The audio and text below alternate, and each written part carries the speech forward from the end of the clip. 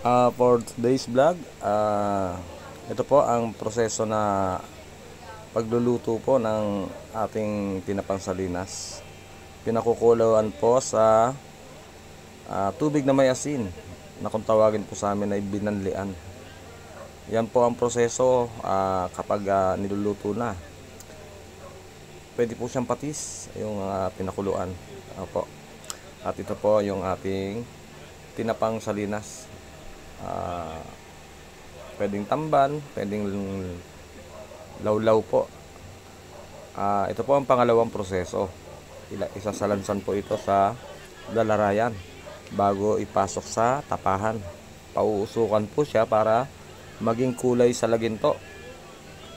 Sa laginto po ang magiging kulay niya.